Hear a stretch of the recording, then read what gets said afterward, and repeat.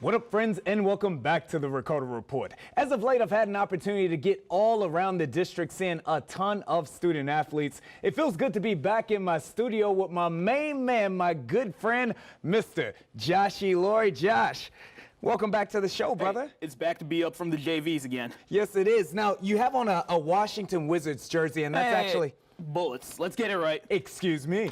A Bullets jersey, and that's apropos because we're going to do a lot of talk about student athletes, coaches right here in the district. Does that work for you? Yep, perfect. As of late, I had an opportunity to interview Coach Mike London, the more recent head coach out there at Howard University. We're going to get to Coach London in just a second. First, I want to speak to you about recruiting as a whole. Now, I know that you're someone who scouts student athletes. You've got your ear to the ground of the student athletes. You know all of the coaches in the area as well. From your perspective, why is it important for college coaches to be able to recruit their background, as they say, to be able to build that fence and keep top recruits right here at home? All right, you know what? I'm going to have to paraphrase the former Miami head coach, Howard Snellenberger. Right. So when Snellenberger reference. Yeah. I love it. When I was watching the U, he talked about how when he got to the University of Miami, the first thing he did with turning the program around was making the state of Miami, right, where he was making sure he wasn't losing any of the players from around Miami. You have to start in your backyard, get the top athletes there, and then you can start reaching out to other areas and saying, hey, we've got all these goons over here. Come and join them, and we'll run through everybody else. And that's extraordinarily important right here in D.C. because we know that there are a ton of top-notch student athletes right here in the DMV.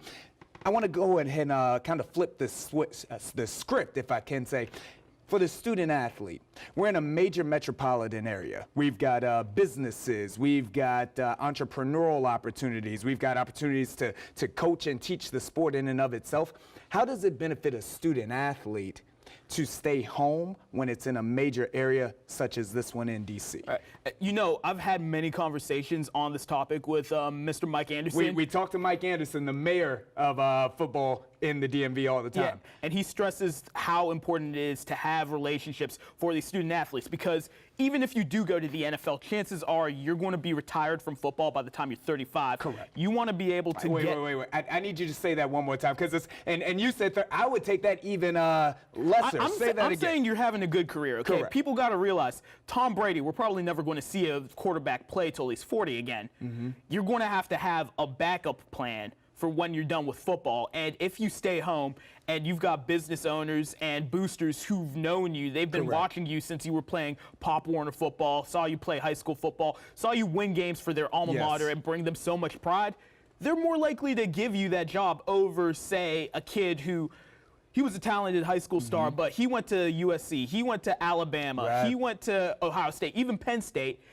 And it's like, okay, yeah, it was cool watching you grow up, but you weren't there to help us win games. You weren't there to help us win conference titles. You weren't there for us to win bowl games. So why should I help you out now? So it's important to build that brand that you've been building all throughout high school, and then to go ahead and let it to mature and to then be able to build those relationships. Some would call that networking, right? Yeah, that's the name of the game. Hey, it's not what you deserve. It's what you got the ability to negotiate, to quote Jalen Rose. And if you stay home, that gives you so much more negotiating power. I happen to agree with that. That's something that I've kind of grown to understand over the last few years myself, but I do agree with that. Let me ask you this.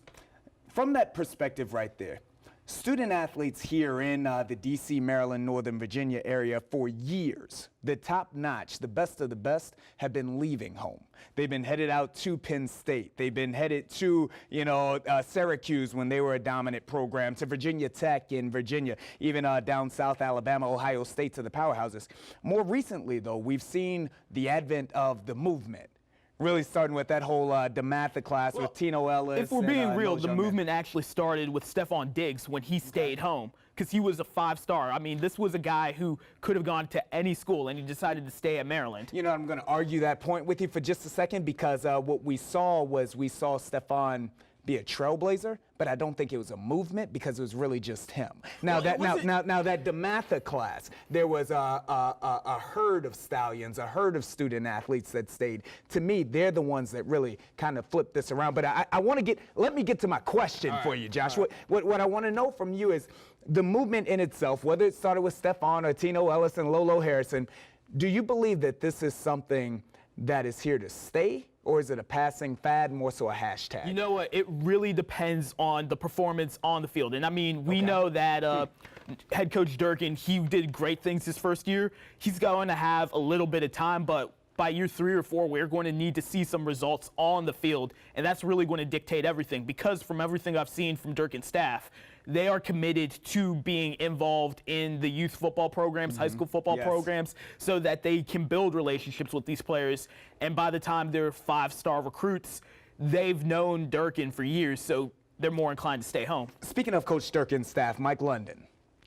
Young man I had an opportunity to interview with just, like I said, a couple of weeks ago. Coach was on that DJ Durkin staff as recently as last year. He was a big part in the movement in and of itself. He's now over at Howard. Howard University, once a prominent program, championship winning. One of the HBCUs. Top HBCUs. Championship winning program has fallen on hard times as of late. Do you believe that Coach Mike London can take what he helped build at Maryland, draft that, and bring the movement also to Howard? Absolutely, because we talk about this all the time with Mike Anderson. We've got tons of student athletes, but not everybody's going to be an FBS player.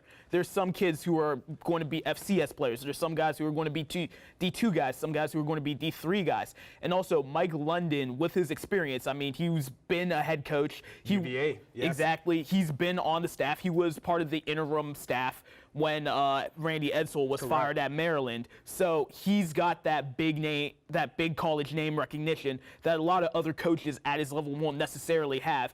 And also, you can say at this point, it looks like he's here to stay, because he's got ties to the area. Yes. He's already done the thing where he's gone out to get a big job. It didn't quite work out for him. So unless he gets a dream job or the Maryland job becomes available, it stands to figure he's in it for the long haul at Howard. Championship winning coach at Richmond as well. Last question that I got for you. We got a 24-second shot clock on this one right here.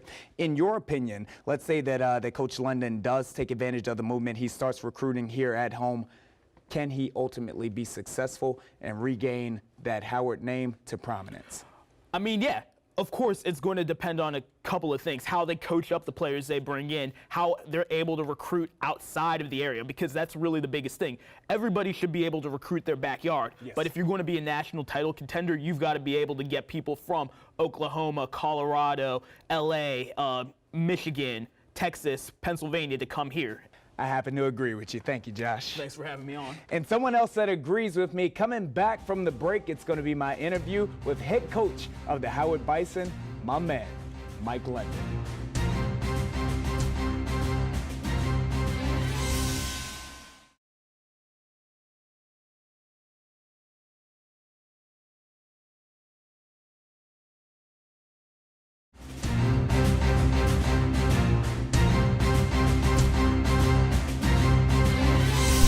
Here on the historic campus of Howard University, this championship winning program has fallen on hard times as of late, but there's a new sheriff in town.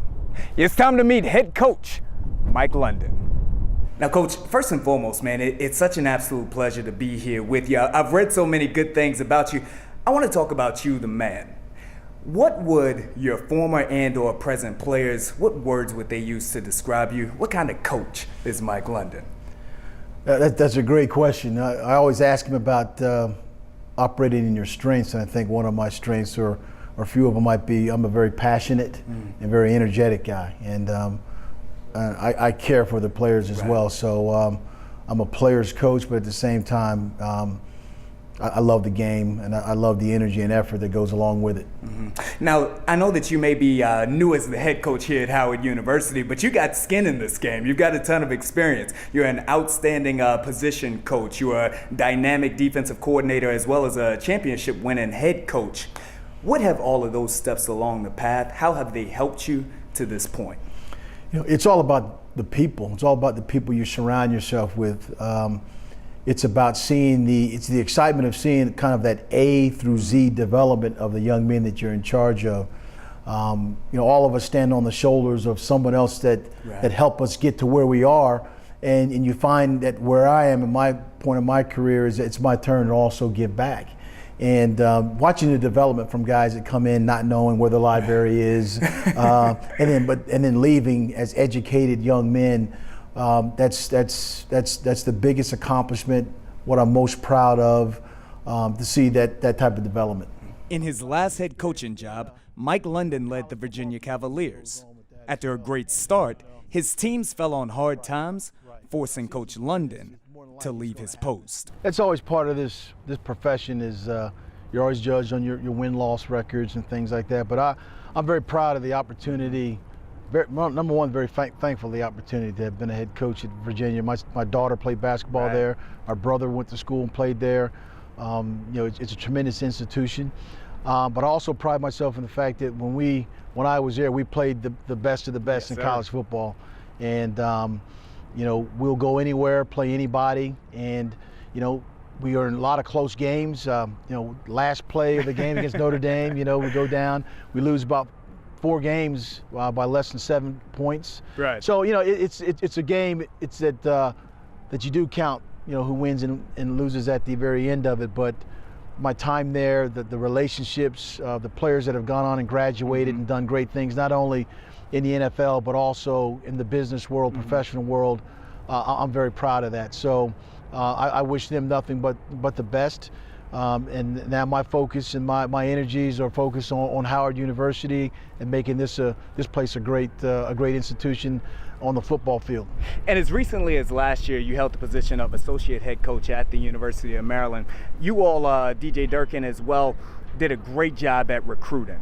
With the movement, you all were able to take student athletes, the biggest names from here in the DC, Maryland, Northern Virginia area, and let them know the benefits of staying here at home. Even built a pipeline back down to the 757 down there. In your opinion, why is it important? How can it benefit a student athlete to stay at home, especially when it's a major metropolitan area such as here in DC? Definitely. Yeah, I had a great time and valued my time at Maryland with Coach Durkin and guys like Chris Beatty, Azar Rahim, Anthony Tucker. They did a great job of getting the young people and parents to understand that there are stakeholders that are watching you come through your high school years, but that will also follow you and watch you at your local college. And so when a young man has a chance to do that and come play for a local university or college, then not only does his family come, then the community comes. Absolutely. And when the community comes in, sometimes you have that young man that's going through elementary school or wherever he might be, he looks at a guy and says, you know what, he stayed home.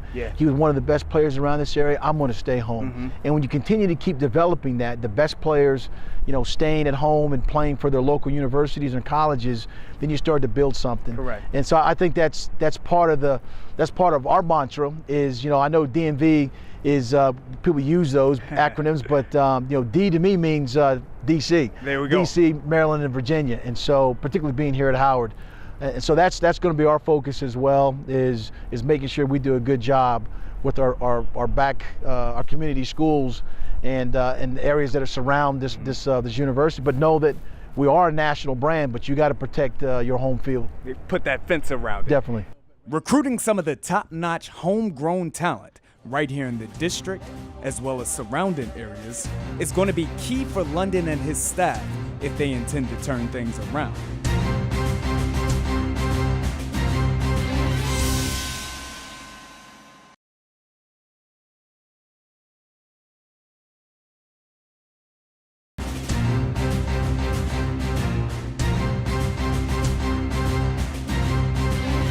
Howard University is a name that embodies greatness, but from an athletic perspective, recently, that hasn't been the case.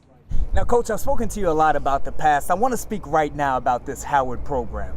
This is a school that has a ton of historic relevance. The name comes with a certain sense of prominence. The football program as a whole have been champions. The reality, though, your predecessor finished with a record of 18-27. You've been down, haven't won as of late.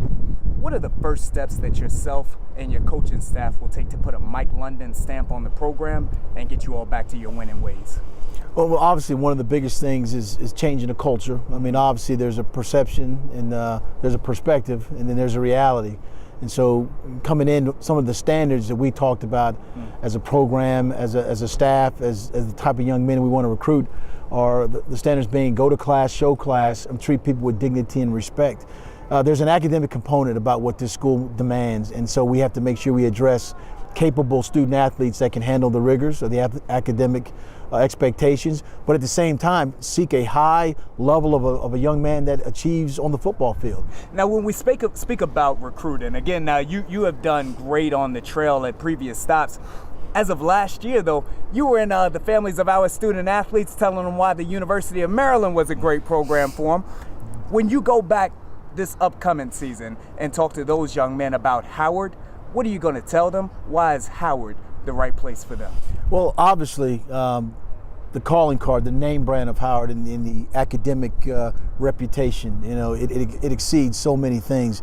The alumni that have gone to school here, the prestigiousness of this university. Right. When you walk the campus here, and places like Founders Hall, where there's history here, there's African American history here. So when you talk about that, you talk about the accolades and the accomplishments and the alumni, being next to the world's most powerful city, the people that make up the stakeholders of why they want to see this university do well. It makes it easier to talk about this university. So for us, it's the best of both world opportunities, an academic reputation, but also an athletic individual that wants to exceed on the field as well. And I believe that you can have the best of both world opportunities here. In terms of the student athletes presently on the roster, though, the cupboard is not bare. Which of those athletes do you plan to lean on to really help to influence them in the way that you want to?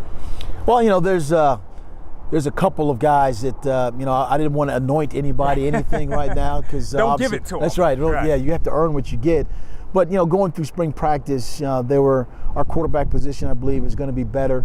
You know, Kalen Johnson, Kalen Newton.